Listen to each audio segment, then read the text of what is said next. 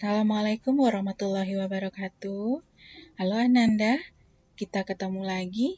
Kali ini Ibu akan menjelaskan tentang materi interaksi antar perangkat keras, perangkat lunak, dan pengguna. Baiklah Ananda, kita terlebih dahulu harus mengetahui apa itu perangkat keras, atau yang sering kita kenal dengan istilah hardware. Perangkat keras komputer yaitu suatu alat atau perangkat yang dapat diartikan sebagai perangkat yang dapat diraba. Jadi, perangkat keras ini bisa dipegang atau disentuh loh Ananda.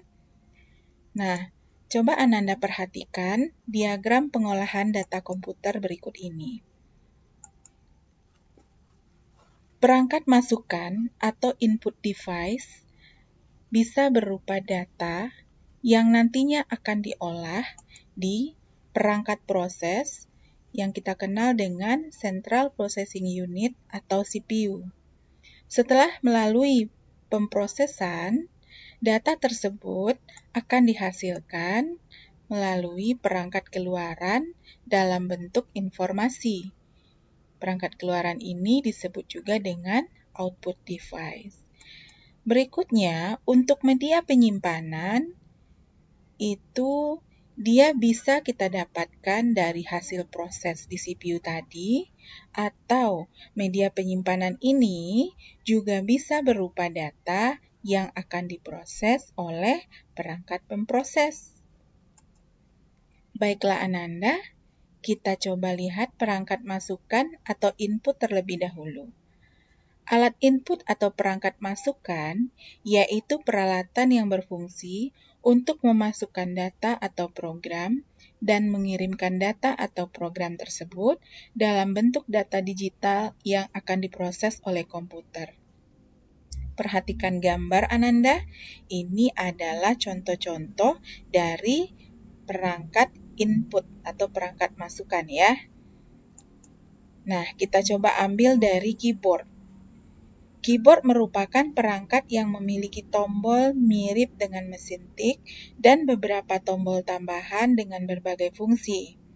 Keyboard digunakan untuk memasukkan data atau untuk memberikan perintah pada komputer. Berikut ini adalah jenis-jenis keyboard. Bentuk-bentuknya ya Ananda. Coba perhatikan.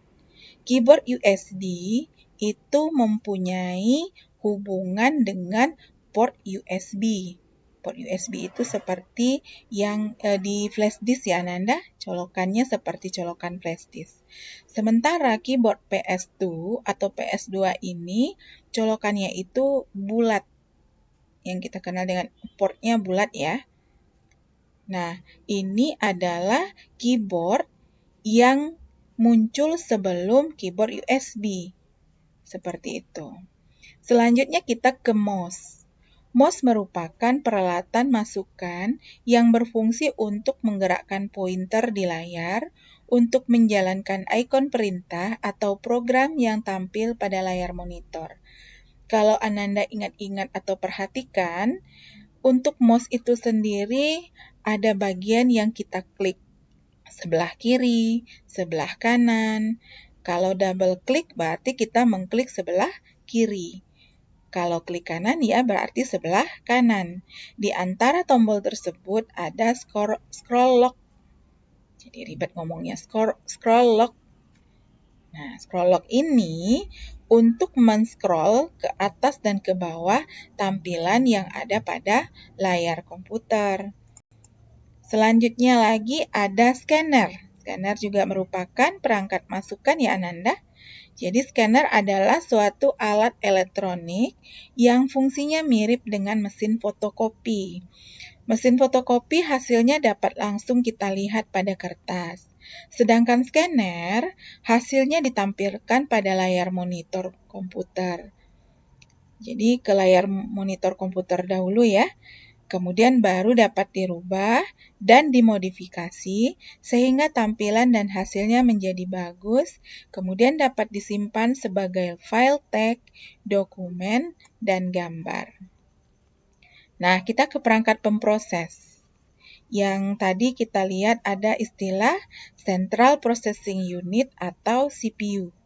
Jadi CPU ini merupakan komponen utama komputer terpenting dalam melakukan proses pengolahan data yang dimasukkan oleh alat input sehingga menghasilkan output atau keluaran. Di dalam CPU terdapat komponen-komponen yang bertugas sebagai alat proses, seperti prosesor, RAM, atau istilahnya memori ya. Kemudian ada lagi VGA card dan sound card. Untuk gambar, Ananda semua bisa perhatikan pada tampilan di depan. Nah, jadi CPU itu di dalamnya banyak lagi komponennya. Baiklah Ananda, selanjutnya kita akan tinjau atau kita bahas dulu tentang motherboard atau dikenal juga dengan istilah mainboard ya. Jadi mainboard itu papan sistem atau papan induk yang merupakan tempat CPU, memori dan bagian-bagian lainnya dan memiliki slot untuk kartu tambahan. Nah, ini bisa dilihat kalau pada komputer PC, kalau Ananda membongkar komputer PC, CPU-nya ya, kita bisa lihat ada mainboard di sana. Kemudian perangkat pemproses yang kedua adalah sound card. Sound card itu biasanya merupakan perlengkapan standar PC multimedia di pasaran. Fungsi dari sound card itu sendiri adalah mengubah sinyal dari processing unit ke bentuk sinyal suara yang diterima oleh speaker. Biasanya semakin besar dB-nya atau kekuatan suaranya, maka semakin bagus suara yang dihasilkan. Oke, yang ketiga RAM. RAM itu singkatan dari Random Access Memory. Random Access Memory ini tempat menyimpan data jangka pendek, sehingga komputer tidak perlu selalu mengakses hard disk untuk mencari data. Jumlah RAM yang lebih besar akan membantu kecepatan komputer. Nah, selanjutnya kita ke perangkat keluaran ya Ananda, atau kita kenal dengan istilah output device. Perangkat keluaran ini fungsinya untuk menampilkan seluruh data yang telah diproses oleh CPU dalam bentuk soft copy seperti program dan hard copy seperti hasil cetakan. Nah, ini dia bentuk dari perangkat keluaran atau output device. Sudah sering lihat ya Ananda? Kita coba lihat dulu. Yang pertama yaitu monitor. Monitor adalah perangkat keras yang sangat penting dalam komputer. Bertugas menampilkan gambar dari CPU yang telah diproses dahulu oleh AGP atau itu merupakan singkatan dari Accelerate Graphic Card. Jenisnya yaitu ada CRT, LCD, dan monitor flat berlayar TFT. Yang kebanyakan sekarang itu monitornya flat ya. Kemudian monitor konsep ini diperkenalkan pertama kali oleh Hoare tahun 1974 dan Brinch. Nanti untuk informasi lebih lanjut Anda juga boleh searching di internet tentang monitor ya. Selanjutnya kita ke printer. Printer adalah hardware yang juga output device. Keluarannya berupa grafik yang telah dicetak berdasarkan perintah komputer yang telah dibaca oleh head printer. Wadah tinta di printer bernama cartridge. Jadi sering kita lihat kalau printer orang bermasalah itu biasanya masalahnya terdapat pada cartridge-nya, pada wadah tintanya. Selanjutnya ke speaker. Speaker adalah komponen elektronika yang menerima sinyal masukan dan memberikan respon keluaran berupa frekuensi, audio, atau suara dengan cara menggetarkan komponennya yang berbentuk selaput. Ini tidak asing lagi ya Ananda ya. Baiklah Ananda, kita lanjutkan ke media penyimpanan. Nah, media penyimpanan ini berguna untuk menyimpan data yang telah diolah oleh perangkat proses. Alat ini terbagi dalam 3 media penyimpanan, yaitu media magnetik, optik, dan elektronik. Berikut adalah gambar dari media penyimpanan. Iya. Nah, penyimpanan kalau zaman dahulu itu kita kenal dengan disket ya. Itu sudah lama, mungkin kalau sekarang agak jarang ya ditemukan atau bahkan jarang digunakan karena rata-rata kita sekarang sudah menggunakan flash disk. Ya, flash disk sebagai media penyimpanan atau storage device itu istilahnya Ananda. Nah, kita lihat dulu dari hard disk. Hard disk adalah jenis piringan magnetik yang memiliki kapasitas besar dan berfungsi sebagai penyimpanan data di internal casing atau biasanya tempat menyimpan program. Ada kita kenal dengan istilah hard disk eksternal. Hard disk eksternal adalah komponen komputer yang menyimpan data. Hard disk eksternal adalah hard disk yang terletak di luar komputer, bisa dibawa-bawa. Hard disk eksternal adalah aksesoris komputer yang cukup penting. Jadi ini sangat bermanfaat sekali Ananda kalau kita punya media penyimpanan dalam bentuk hard disk eksternal. Begitu. Kemudian selanjutnya, penyimpanan yang berikutnya adalah compact disk CD ya, atau DVD. Nah, CD adalah piringan optik yang dapat menampung data hingga ribuan kali dibanding disket. Pembacaan dan penulisan data pada piringan melalui sinyal laser. Nah, Ananda Ibu rasa juga sudah sering melihat CD ini ya, atau DVD. Kita ke flash disk. Ini yang paling populer. Flash disk sering kita sebut juga dengan istilah USB flash driver atau flash disk ya. Jadi flash disk adalah alat penyimpanan data memori flash tipe NAND yang memiliki alat penghubung USB yang terintegrasi. Flash drive ini biasanya berukuran kecil, ringan, serta bisa dibaca dan ditulisi dengan mudah. Besarnya kapasitas media ini tergantung dari teknologi memori flash yang digunakan. Baiklah, Ananda, yang selanjutnya adalah memory card. Nah, memory card ini agak sering juga sih digunakan. Jadi memory card atau kartu memori adalah sebuah alat penyimpanan data digital seperti gambar digital, berkas digital, suara digital, dan video digital. Untuk membaca data digital yang disimpan di dalam kartu memori ke dalam komputer, diperlukan perangkat pembaca kartu memori yang kita kenal dengan card reader. Nah, selanjutnya kita ke perangkat lunak Ananda atau dikenal dengan istilah software. Jadi yang tadi adalah hardware, perangkat keras yang bisa diraba atau disentuh. Sekarang kita ke perangkat lunak.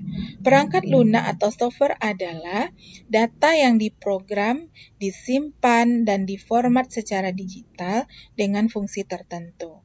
Perangkat ini sendiri tidak memiliki bentuk fisik. Bisa mengoperasikannya lewat perangkat komputer atau smartphone. Jadi kita tidak bisa menyentuh software ini ya Ananda.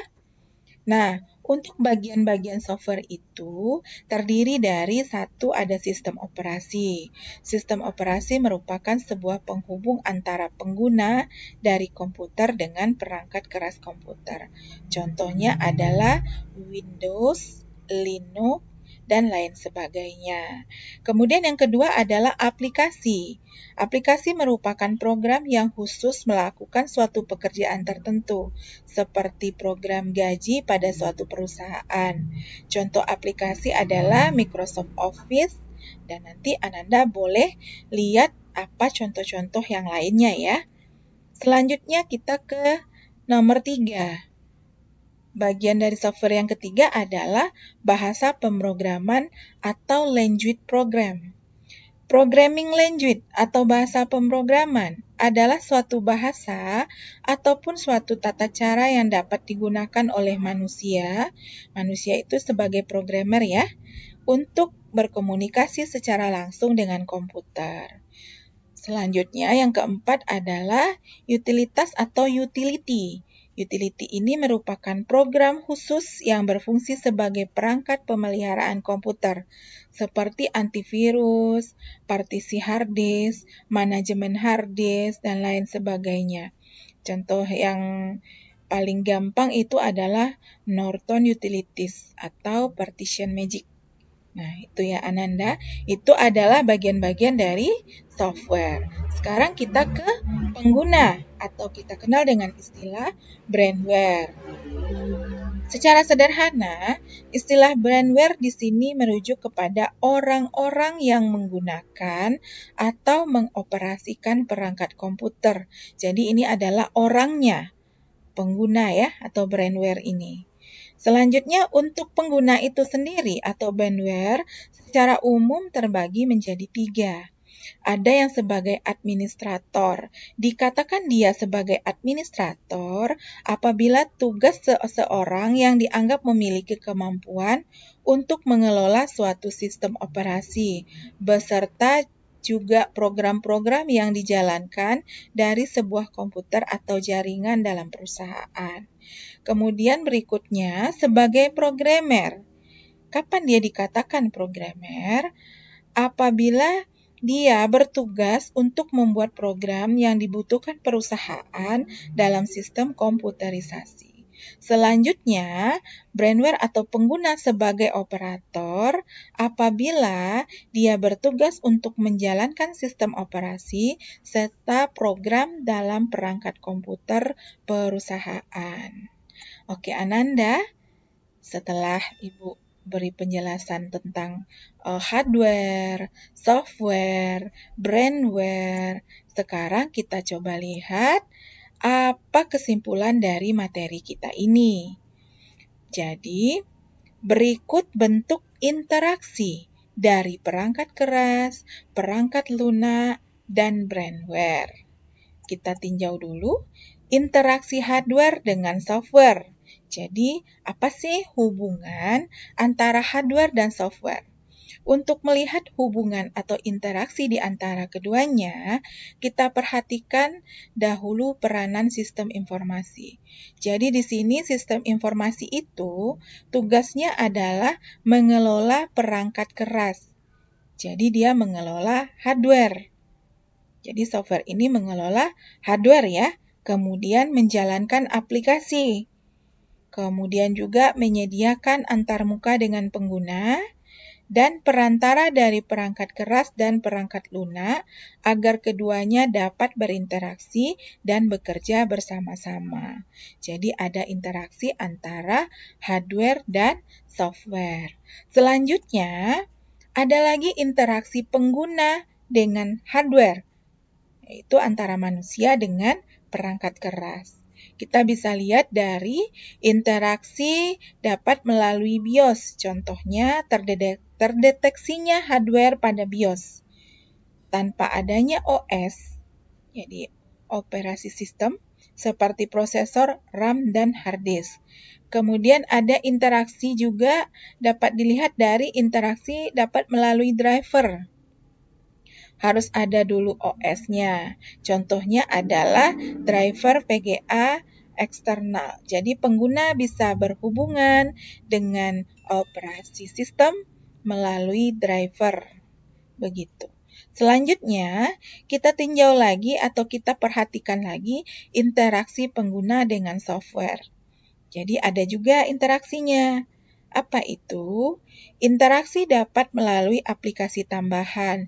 Contohnya, pengguna ingin melakukan pengetikan makalah, maka operating system menyediakan pengolahan kata. Microsoft Word, misalnya begitu ya. Oke, Ananda, itu adalah interaksi dari perangkat keras, perangkat lunak, dan pengguna. Ibu rasa cukup sekian dulu penjelasan materi untuk hari ini. Ibu tutup dengan wabillahi taufiq wal hidayah. Wassalamualaikum warahmatullahi wabarakatuh.